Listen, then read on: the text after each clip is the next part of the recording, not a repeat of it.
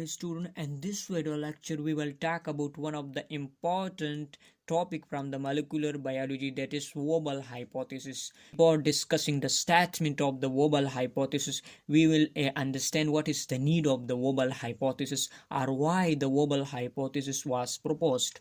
So one of the important characteristics of the genetic code is that the genetic code show degeneracy. So what is degeneracy? So the occurrence of more than one codon per single amino acid.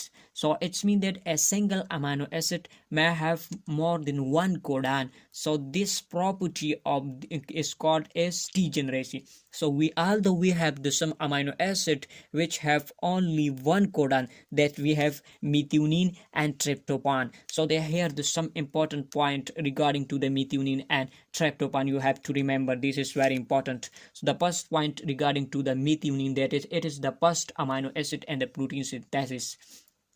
So the starting amino acid, that is methionine. So what is the codon for this methionine? That is starting codon, that is AUG. It is a starting codon for the methionine. Up we don't have the AUG sequence or codon. Now in the absence of this AUG, the second codon is present, which also code for the methionine, that is TUG.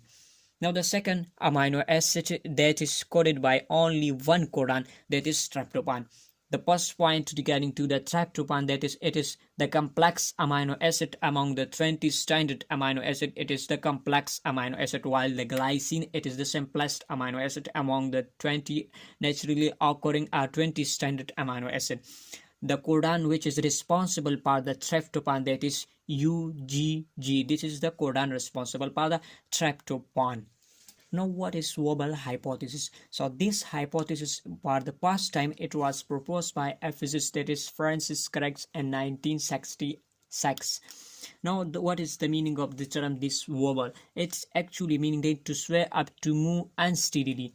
So mean the flexible or radiation at the third base. You can understand this term by the understanding of the statement of the Wobble hypothesis. That is the statement of Wobble hypothesis. It is the first two bases of the codon have a precise pairing with the base of the anticodon, while the third base between the codon and anticodon may wobble. It means that the pairing between the codon and anticodon of the first two bases, it will follow the Watson and Crick base pairing, while the pairing between the third base, it will wobble, or it will devote that base pairing, Watson and Crick base pairing.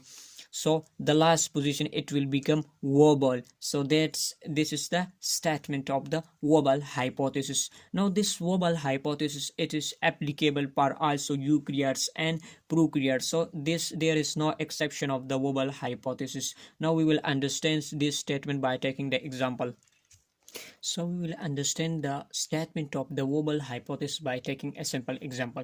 As you know that this is the structure of the transfer RNA. It is structured from the 5' end and this is the 3' end of the transfer RNA.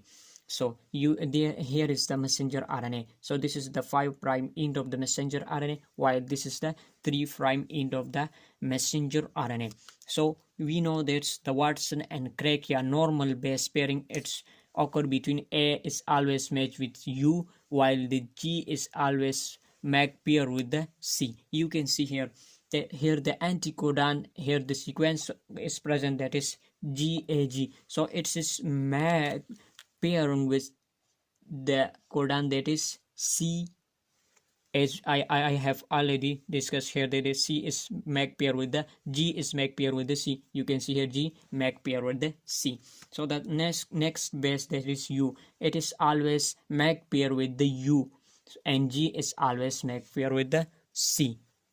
So this is normal pairing, and this pairing is called as Watson and Crick pairing or normal pairing. Now in case of the Wobble pairing, so now how Wobble pairing occur, or how a single amino acid, it is a single amino. So you can see here this is the transfer RNA, while this is the messenger RNA. You can see here the anticodon, this is present here, while the sequence of 3 nucleotide, it is present in the messenger RNA also. You can see here the G is make pair with the C, it is normal pairing according to the Watson and Crick base pairing. You can see here the second base, it is also according to the Watson and Crick are normal pairing occur. But in the third position, you can see here there is a deviation from the normal base pairing. You can see here, so always this variation occur at the third position, and this position we call it as wobble position. This is called as wobble position. So due to this deviation from the normal, a single amino acid have more than one codon. So this is about the Wobble hypothesis. Now what is the importance of Wobble hypothesis? So finally, we will talk about the importance of Wobble hypothesis.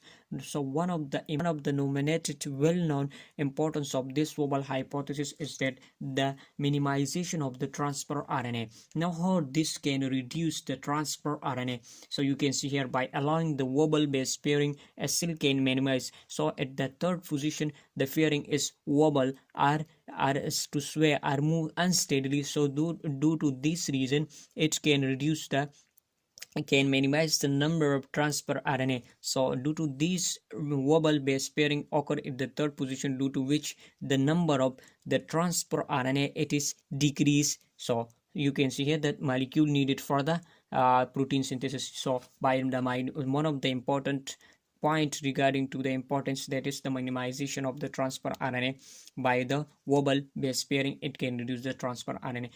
So this is all about the Wobble hypothesis.